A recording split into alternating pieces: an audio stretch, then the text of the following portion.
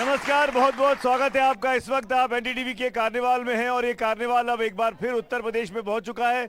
और उत्तर प्रदेश में आपको बता दें, इस वक्त हम कन्नौज में हैं और मेरे पीछे कन्नौज, जिसको देश की इत्र की राजधानी कहा जाता है, ये तमाम इत्र के लोग यहाँ मौजूद हैं, इत्र लेकर आए हैं। ये कन्नौज का बड़ा फेमस एक ब्रांड है रेडियंस परफ्यूम करके, और हमारी दरख्वास्त पे इस कार्यक्रम में हिस्सा ले रहे हैं। मोहम्मद सलीम साहब, शुक्रिया, धन्यवाद। कैसा चल रहा है इत्र का कामकाज? आप इत्र की राजधानी के एक चेहरे हैं। जी, बहुत बढ़िया चल रहा है। हमारा ऑनलाइन भी काम है और लोकल में भी काम है, एक्सपोर्ट भी होता है हमारा। एक बात बताइए, ये कन्नौज को इत्र की राजधानी क्यों कहा जाता है? ये इत्र यहीं क्यों इतना मिलता है? क्योंकि यहाँ कन्नौज खुशबू से भरा हुआ है सर। ये खुशबू सियासी माहौल में रहेगी भाई साहब? बिल्कुल बिल्कुल, कन्नौज के सियासी माहौल में खुशबू का बहुत बड़ा योगदान है। यहाँ पर एक बहुत हॉट मुकाबला हो रहा है, Akhilesh Yadav versus sitting MP Subrat Pathak, जिन्होंने पिछली बार डिंपल भाभी को हराया था। सुना था ना आपने? वो खुशबू बहकेगी कि नहीं इस बार? नहीं, अभी ऐसा नहीं है। जो अब ये जनता के ऊपर निर्भर करता है कि जनता किसे पसंद करे। इत्र उसमें क्या काम करेगा? कैसे इस वैचारिक तौर पे जो लड़ाई चल रही है, इसमें इत्र का क्या काम होगा? मोहब्बत का काम करेगा। क्या बात है, इत्र जो है वो मोहब्बत का काम करेगा। जोरदार तालियां दोस्तों, स्वागत है आप सबका। आप भी ताली बजा सकते हैं, एक तरफ के लोग ही ताली क्यों बजा रहे हैं, आप भी बजाइए। आप सबका स्वागत है, आपने वक्त निकाला, हमारे साथ जुड़े आप लोग आके। हम लोग कन्नौज में हैं। कन्नौज वो जगह जहां से अखिलेश यादव मुकाबले में है। हम कार्यक्रम को शुरू करेंगे, उसके पहले मैं परिचय कराऊंगा इत्र के बाद। यहाँ की बड़ी खास पहचान है इस इलाके की, वो है आला लोक संगीत, आला के लोक कलाकार और आला के बड़े मशहूर सिंगर संग्राम सिंह ठाकुर साहब मेरे साथ मौजूद हैं और उनके साथ उनका पूरा ग्रुप है। सर, मंच में आपको दे रहा हूं अगले कुछ मिनटों के लिए। क्या सुनाने वाले हैं, सुनाइए। स्वागत है आपका बहुत बहुत एनडीटीवी इंडिया पर।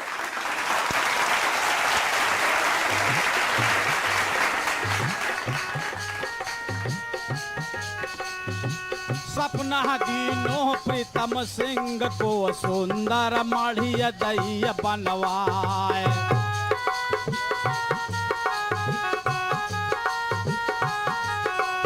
नीचे नीचे पाती है हाथिन की, ऊपर धर्म ध्वजा फहराए। गोबर धनी कनवाज की गैया, गोबर है तलियो अवतार। गो चंद्रमा है काशी माँ, मथुरा में फूल रही फूलवार। दुनिया है कट गई वासुदेव की, जब श्री कृष्ण लियो अवतार। चले कृष्ण जी लह ग्वालन कौ, अब गहियन कौ संग लिबाए। जाय के पहुँचे काली दह पर, जहाँ पर बसय काली नाग। काली जब फुसकार मारय, फूक फन हो जाए।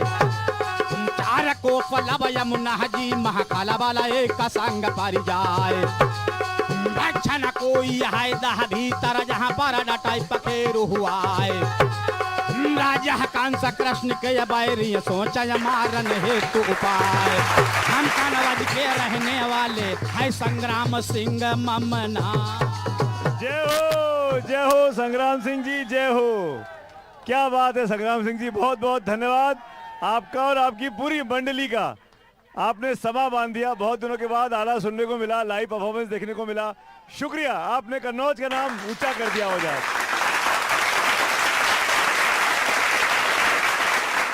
तो आइए अब मंच पे एक बार फिर यहाँ पर हमारे साथ तीन खास मेहमान जुड़ गए हैं और ये भी कन्नौज की शान है। जैसे इत्र यहाँ की जान है, जैसे आला यहाँ की शान है, ऐसे तीनों महान लोग यहाँ बैठे हुए हैं कन्नौज के। मैं परिचय करा दूं, मेरे राइट में अजीत कुमार राय जी हैं, कवि हैं, बहुत बहुत स्वागत है आपका अजीत जी। उनके बगल में मुफीद कन्नौजी जी हैं, आपका भी बहुत बहुत स्वागत है। और फिर उनके साथ मशकूर अहमद साहब बैठे हुए हैं, आप भी मशकूर अहमद कन्नौजी लिखते हैं, आपका भी बहुत बहुत स्वागत है। जोरदार तालियां बजाइए। क्यों कंजूसी कर रहे हैं? अपने ही शहर के लोग हैं, मेरे साथ दिल्ली से नहीं आए हैं, नोएडा से नहीं आए हैं, यहीं कन्नौज के लोग हैं। तो मैं चाहूँगा आपसे, मुफीद भाई, आप कुछ शुरू करिए, कुछ बताइए, कुछ पढ़िए, कोई ऐसी चीज पढ़िए कि इन लोगों में जान आ जाए। जी, मैं मतदाता जागरूकता के लिए 2-3 शेर पेश कर रहा हूँ। बहुत खूब, आप लोग सुने। भाई वोटिंग बढ़ानी है सबको, 13 तारीख को वोट परसेंटेज हर फेज में कम होता जा रहा है, बड़ा उसको बढ़ाना है। और सुनिए मुफीद भाई की बातें। अच्छाइयों के स्विच को अब ऑन कीजिए, अच्छाइयों के स्विच को अब ऑन कीजिए, अच्छे बुरे की आप भी पहचान कीजिए। अच्छाइयों के स्विच को अब ऑन कीजिए, अच्छे बुरे की आप भी पहचान कीजिए।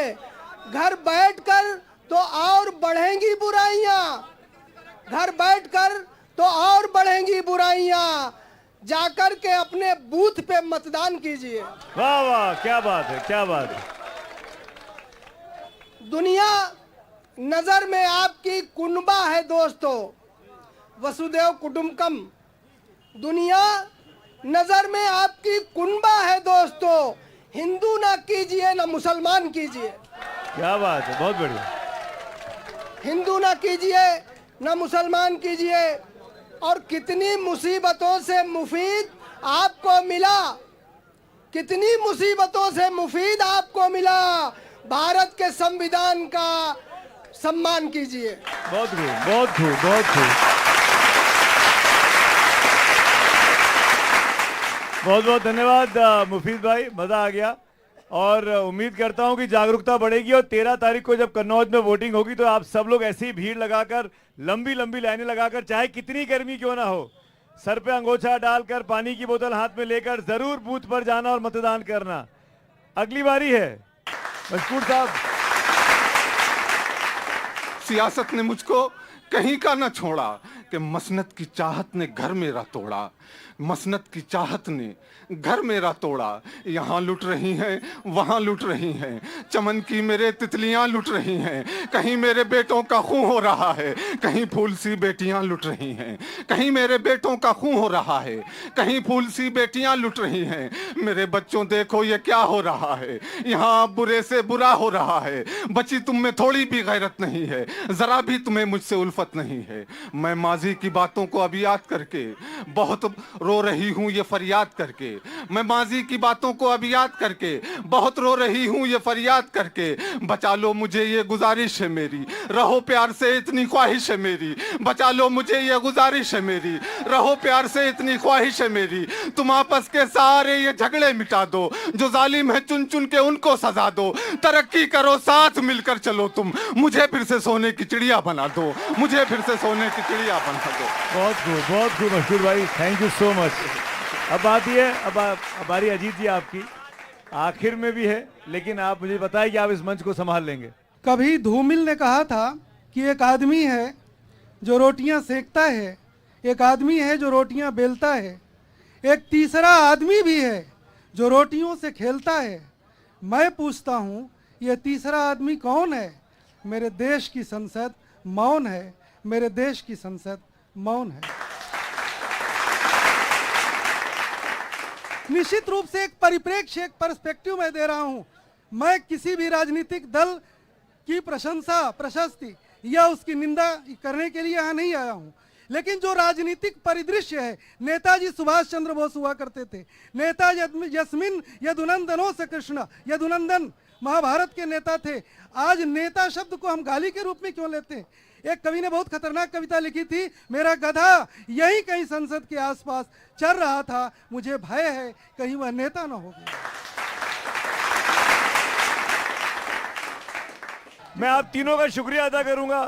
थैंक यू मशकूर साहब, मुफीद भाई, अजीत जी, बहुत बहुत धन्यवाद। आपकी बातों का असर मैं उम्मीद करता हूं कि सियासत करने वाले लोगों पर पड़ेगा, और जो सियासत का दामन अपने आप ऊपर थाम रहे हैं वो एक साफ सुथरे देश को सियासत कर पाए, ये हम उम्मीद करते हैं। Thank you so much. अब हम अपने मंच पर एक एक करके राजनेताओं को बुलाएंगे जो डिबेट में हिस्सा ले रहे हैं। यहाँ पे ट्रायंगुलर कॉन्टेस्ट है, त्रिकोणीय मुकाबला है, और तीनों पक्षों को हमने न्योता दिया है। तो सबसे पहले मैं बुलाना चाहूंगा देवेंद्र देव जी को, जो कि भारतीय जनता पार्टी के रिप्रेजेंटेटिव हैं और यहाँ से चुनाव लड़ रहे सुब्रत पाठक जी का बचाव करेंगे, पक्ष रखेंगे। स्वागत है आपका देवेंद्र जी, आइए। अब मैं बुलाना चाहूंगा अनिल पाल जी को। अनिल पाल जी समाजवादी पार्टी के नेता हैं। अखिलेश यादव यहाँ से उम्मीदवार हैं, उनकी तरफ से उनका बचाव करेंगे, उनकी बातों को सुनेंगे। और अब मैं बुलाना चाहूंगा इमरान जफर साहब को, जो बीएसपी के प्रत्याशी हैं। बहुत बहुत स्वागत है इमरान साहब, आइए आपका भी मंच पर। तीसरी कुर्सी आपकी है। तीनों मेहमान मंच पर आ गए हैं। मैं कार्यक्रम की शुरुआत करता हूं और शुरुआत में बड़ा सिंपल सा एक नियम है। घड़ी देख के आप तीनों को 60 सेकंड दूंगा। आपकी पार्टी को, आपके प्रत्याशी को कन्नौज की ये जनता क्यों वोट करे, इन 60 सेकंड में आपको समझाना है। पहले 60 सेकंड और फिर उसके बाद जनता की आवाज, जनता के सवाल और आपका आमना सामना जनता से। सीधे जनता आपसे सवाल करेगी, जनता के सवालों का जवाब देंगे। मैं सिर्फ मॉडरेट करूंगा, मैं बीच में पढ़ूंगा ही नहीं। मैं सिर्फ इस व्यवस्था को बना के रखूंगा कि यहां पे शोर शराबा ना हो। चलिए, मैं शुरुआत करना चाहता हूं। सबसे पहले सिटिंग एमपी हैं सुब्रत पाठक, भारतीय जनता पार्टी के। बड़ी जीत हासिल की थी पिछली बार, डिंपल यादव को यहां से हराया था। ये सीट यादव बेल्ट में आती है, यादवों का गढ़ मानी जाती है। मुलायम सिंह यादव की सीट रही, अखिलेश यादव की सीट रही। डिंपल यादव जो कि अखिलेश की पत्नी है, उनको चुनाव हराया सुब्रत पाठक ने। देवेंद्र जी, मेरा सवाल आपसे है, अगले 5 साल भारतीय जनता पार्टी को या सुब्रत पाठक को कन्नौज की जनता को क्यों देने चाहिए? आपका टाइम स्टार्ट होता है अब। अब की बार मोदी सरकार निश्चित रूप से उत्तर प्रदेश में अपराध मुक्त उत्तर प्रदेश बनाने के लिए पुनः सुब्रत जी को सांसद बनाना है। सबसे बड़ा काम विकास। उत्तर प्रदेश में 2017 से लेकर अब तक 7 एक्सप्रेस वे बने हैं।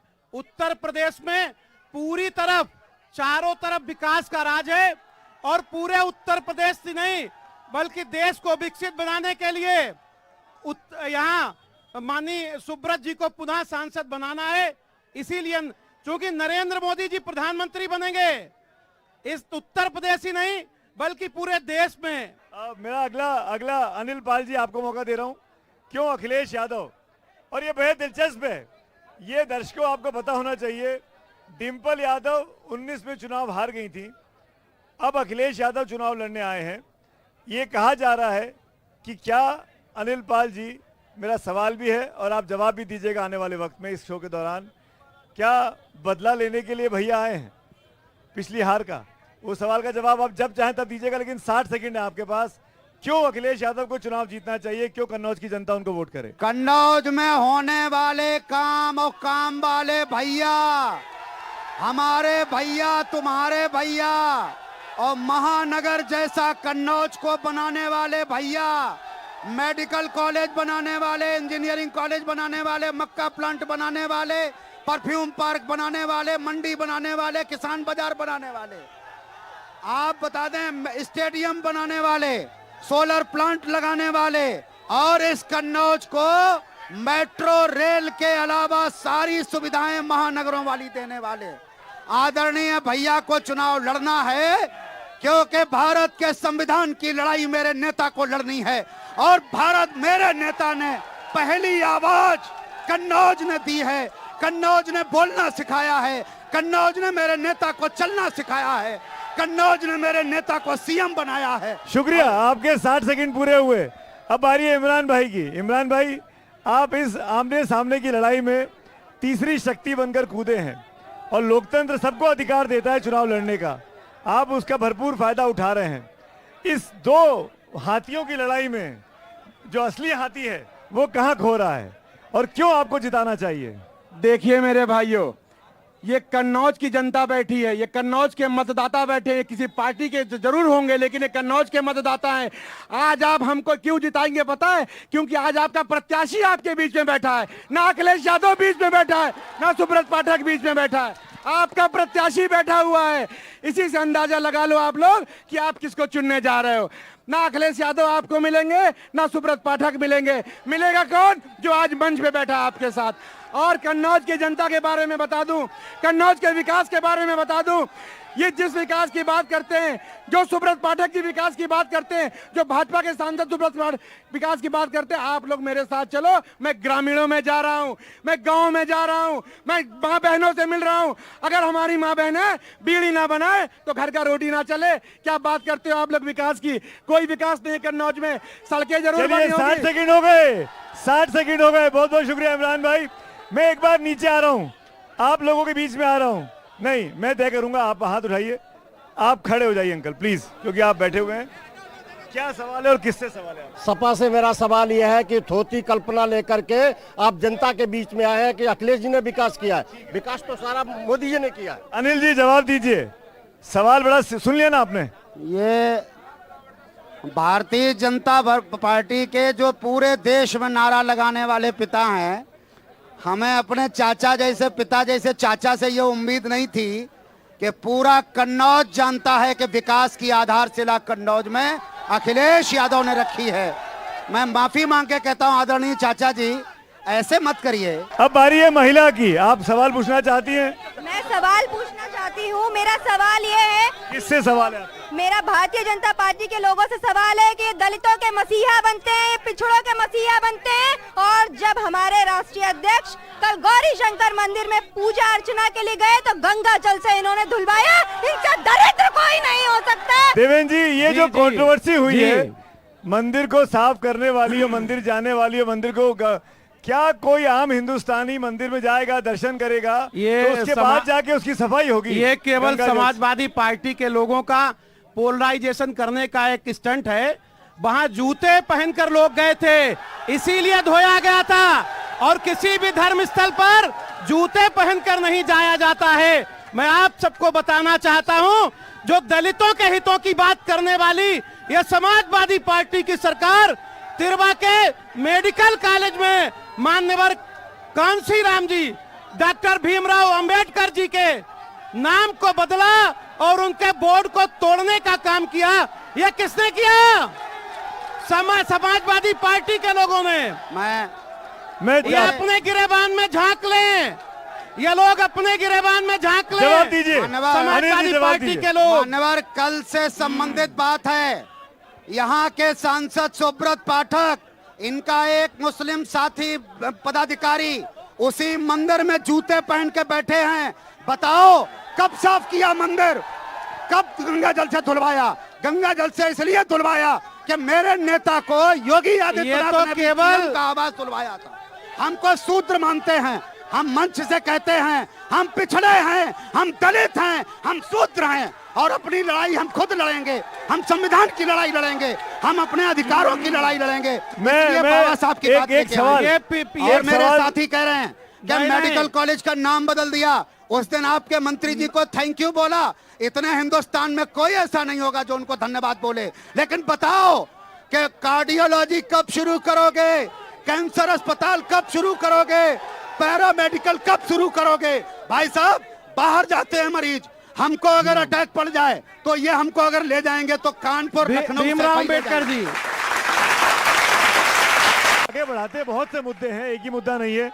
ये बताइए, इस वक्त मेरा सवाल आपसे अनिल जी इस बार, और सवाल बड़ा सिंपल सा है, क्या अयोध्या राम मंदिर आप लोग जाएंगे या नहीं जाएंगे? क्या रुख है आपका? राम किसी की बपौती नहीं है, तो आप कब जाएंगे? राम सबके हैं भाई। और तुम्हारे ही वाले राम अकेले अयोध्या में नहीं है। हमारे राम चित्रकूट में हैं, हमारे राम वहाँ हैं जहाँ निषाद राज आप से राम मिले को थे। बांट रहे हैं? हमारे अयोध्या के राम वहाँ हैं, चित्रकूट भाई, के हैं, इतने बाकी राम राम हैं। के नहीं है। अरे भैया, अरे राम को बांट लिया, अरे राम को बांट लिया, क्या बात है? राम, ये राजनीति देखिए, राम इनके चित्रकूट वाले, इनके अयोध्या वाले। अरे हमारे राम आसमान वाले हैं, हमारे राम आसमान वाले हैं। क्या बात करते हो यार, क्या बात करते हो आप? चित्रकूट बना दिया, वो अयोध्या बना दिया, ये सब क्या? कब जाएंगे? राम अखिलेश यादव कब जाएंगे? अखिलेश यादव जी ने अभी विष्णु जी का मंदिर बनाया है, हनुमान जी की बड़ी सी अयोध्या मूर्ति जाएंगे कि बनाई नहीं है। जाएंगे? मना कर जाएंगे। दीजिए। उन्होंने कहा है कि उनको निमंत्रण मिला, वो जब आप समय कहिए, मिलेगा वो आप क्या जाएंगे। कहेंगे? क्या राम मंदिर मुद्दा है? देखिए, कोई क्या मुद्दा राम नहीं मंदिर मुद्दा है? अगर भगवान राम इनके होते तो अयोध्या में अखिलेश जी दर्शन कर लिए होते। अरे सुमित जी, अगर भगवान राम इनके होते तो मुलायम सिंह जी ने गोलियां न चलवाई होती राम भक्तों पर। दोनों लोगों ने बता बेरोजगारी दिया। दूर करने के लिए बसपा का प्लान, कन्नौज की जनता के लिए। अब सुन लीजिए, 5 साल में क्या करेंगे, कैसे करेंगे? कन्नौज की जनता ने हमें जिताकर भेजेंगे, ये हमें पूरा यकीन है। पहली बात। दूसरी बात, कन्नौज के अंदर जो माँ बहनें बीड़ी बना रही हैं, हमारी बहनें डिप्लोमा करके बीड़ी बना रही हैं, पहले उनकी रोजगार का मैं सोचूंगा। जो कन्नौज के अंदर हमारे भाई बेरोजगार घूम रहे हैं, पढ़े लिखे, हाथों में डिप्लोमा डिग्रियां लिए, आज उनके पास रोजगार नहीं है, उनके लिए लड़ाई लड़ूंगा। हम कन्नौज की आवाम की लड़ाई लड़ूंगा, चबूतरे की लड़ाई लड़ूंगा, हैंडपंप की लड़ाई लड़ूंगा, बिजली की लड़ाई लड़ूंगा। किसान जो मजबूर हो गया है खेतों में सोने के लिए, आज किसान घर में नहीं सो पा रहा, आज किसान खेतों में सो रहा, हम उसकी लड़ाई लड़ेंगे। हम जमीनी अच्छा मुद्दे लड़ाई इमरान भाई, एक लड़ेंगे। सवाल आप ही से, आपके लिए दुश्मन नंबर 1 कौन है, सपा की बीजेपी? देखिए, कौन है दुश्मन नंबर 1? पार्टी विचारधारा जो है हाँ। भारतीय जनता पार्टी की पूरे देश के लिए खतरनाक है। आपको बीजेपी की टीम भी कहा जा रहा है, ये आप इंडिया अलायंस को हराने सुन के लिए लीजिए, लड़ रहे हैं। सुन, अब इस इसका- तरह की बातें छप अब रही हैं। जवाब सुनना आप लोग जरूर, आपके सवाल का जवाब दूंगा। जब कोई मुसलमान अपने हक की आवाज उठाता है तो भाजपा का बी टीम कहलाता है। ये सोच बदलनी पड़ेगी आप लोगों को। हम आज समाजवादी पार्टी से पूछते हैं, आपसे मेरी कोई सपा सिर्फ का विचारधारा व्यक्ति- की लड़ाई सपा के है। व्यक्ति- आप लोगों ने हमारी लीडरशिप को खत्म कर दिया। आप क्यों नहीं नीला पट्टा पहन के आए जय भीम का? ऐसा आपको है- जय भीम का वोट नहीं चाहिए ये क्या? ये देखो, ऐसा है। अरे एक मिनट, सुनो सुनो, एक देवेंद्र मिनट, जी एक बोलिए। मिनट। देखिए, जो लोग अभी दलित हितों की बात कर रहे हैं, बड़ा अच्छा नहीं लगता है।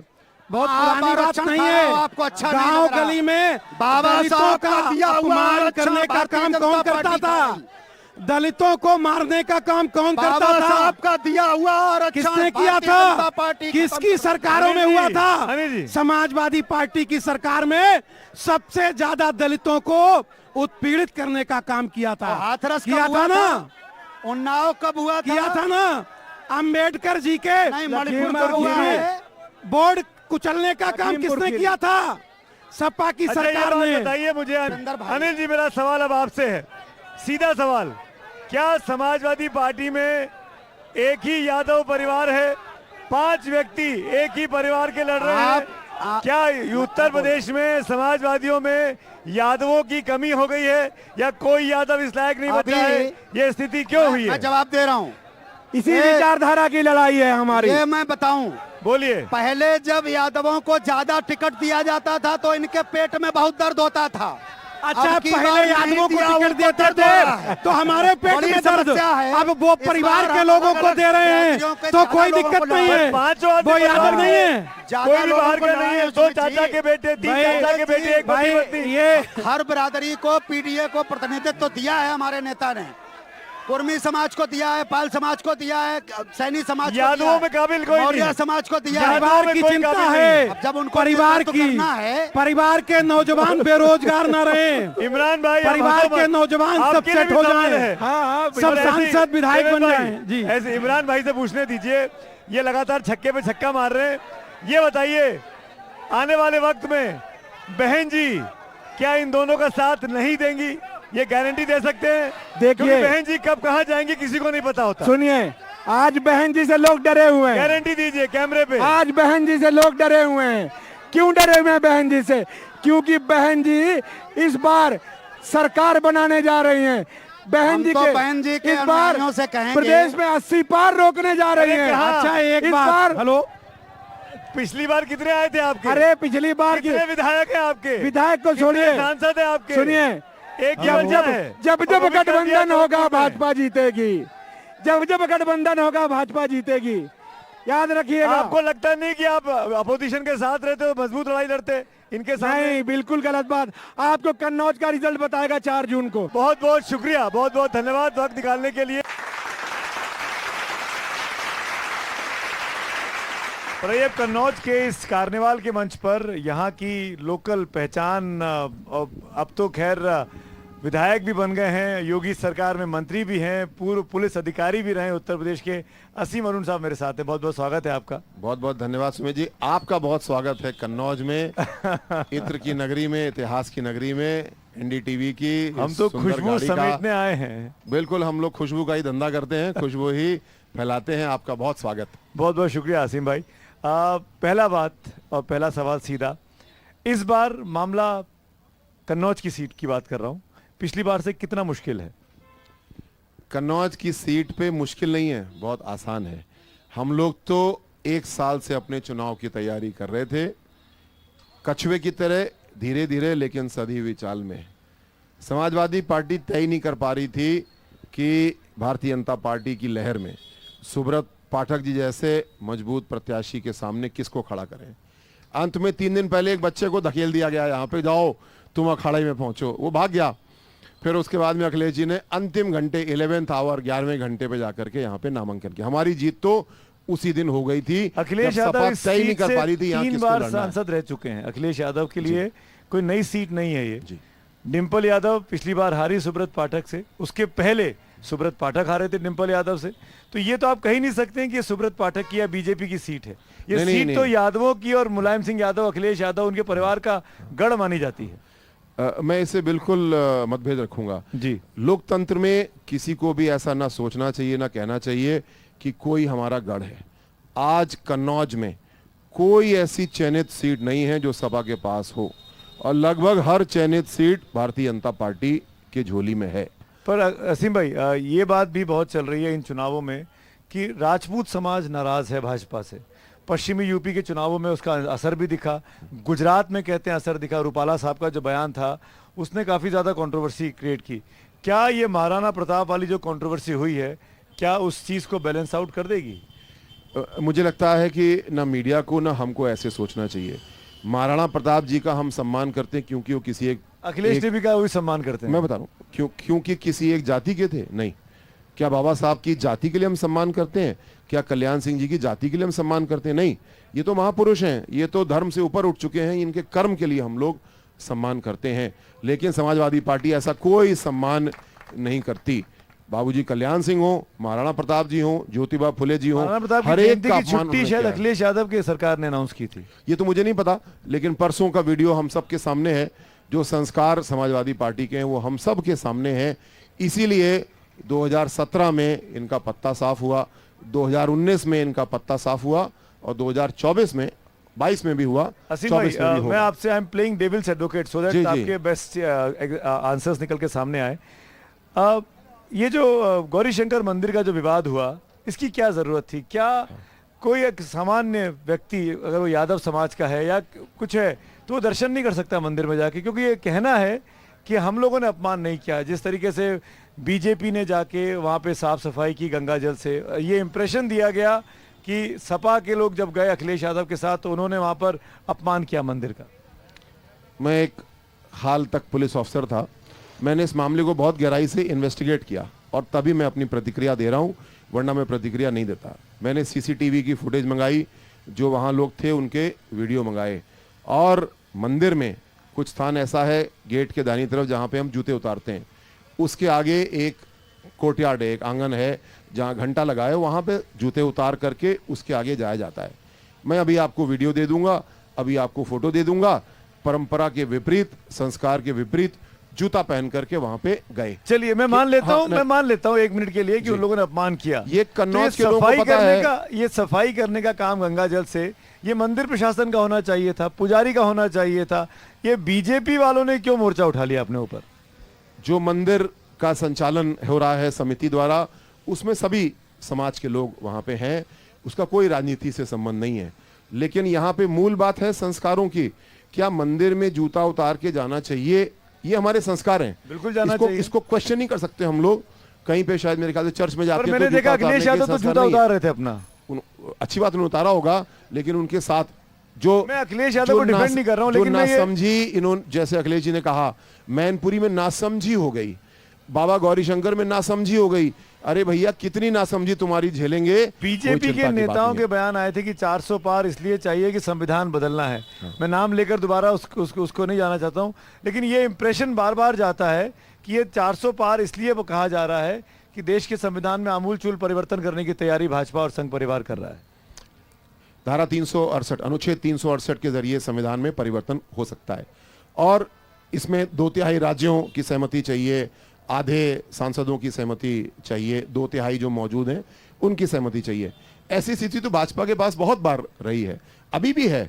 लेकिन संविधान का जो मूल अवधारणा है, basic structure of the constitution, इसको सुप्रीम कोर्ट ने सहेजा है, भारतीय जनता पार्टी ने सहेजा है। एक उदाहरण केवल दूंगा, इंदिरा गांधी जी ने एक अमेंडमेंट किया था कि जब उनके खिलाफ केस चल रहा था उनको बर्खास्त करने का, क्योंकि उन्होंने चुनाव में धांधली की थी, उन्होंने संविधान में एक अमेंडमेंट किया कि प्राइम मिनिस्टर के खिलाफ कोई मुकदमा चुनाव का नहीं सुना जा सकता। वो तो सुप्रीम कोर्ट ने उसको तत्काल हटा दिया, बाद में उसका अमेंडमेंट भी हुआ। तो सबसे बड़ा हमला संविधान के ऊपर आज तक जो हुआ है, 39वां और 42वां अमेंडमेंट जो इंदिरा गांधी जी द्वारा प्रस्तावित किया गया था, कर दिया गया था, उससे बड़ा हमला आज तक संविधान के ऊपर कभी नहीं हुआ। जैसे मैंने कहा कि रैपिड फायर खेलूंगा और बड़ा सिंपल है, 5 नाम लूंगा मैं, आपको उन नामों के साथ एक शब्द में डिस्क्राइब करना है कि इनका नाम सुनने के साथ आपके मन में क्या आता है। बड़ा सिंपल है। जैसे मैंने कहा सुमित अवस्थी, तो आपने कहा बदमाश है, तो मैं एक्सेप्ट कर लूंगा, मैं तो सामने हूँ। तो दोनों आपने कह दिया। पर मैं ऐसा नाम लूंगा जो यहाँ मंच पे मौजूद नहीं है, जो हमारे बीच में नहीं है, पर देश और दुनिया के लोग उनको जानते पहचानते हैं। तो मेरा पहला नाम है आपके लिए, बड़ा आसान सा काम कर देता हूँ ताकि आप वार्म अप हो सके। हाँ। वो है योगी आदित्यनाथ जी। बाबा बुलडोजर। मायावती। एक मौका खो दिया उन्होंने। आपने सेंटेंस बोल दिया, मैं एक शब्द बोल रहा हूँ। चलिए ठीक है, अगला नाम लेता हूँ अमित शाह जी। समस्याओं को हल करने वाले। असदुद्दीन ओवैसी। देश को बांटने वाले। अखिलेश यादव। ना समझ उनके अपने शब्दों में। नरेंद्र मोदी। राष्ट्र निर्माता। आप बिल्कुल पार्टी लाइन पे काम कर रहे हैं और पार्टी लाइन के हिसाब से आपने जवाब दिए। नहीं, मैं दिल से जवाब दे रहा हूं। और नहीं, आप इसीलिए दिल से इस पार्टी के साथ जुड़े हैं, तभी आप दिल से जवाब दे रहे हैं। धन्यवाद। पार्टी के साथ जुड़े, बहुत बहुत शुक्रिया आपका असीम अरुण साहब, आपने वक्त निकाला, जुड़े हमसे। बहुत धन्यवाद। शुक्रिया। आपके कन्नौज में बड़ा अच्छा मौसम है आज।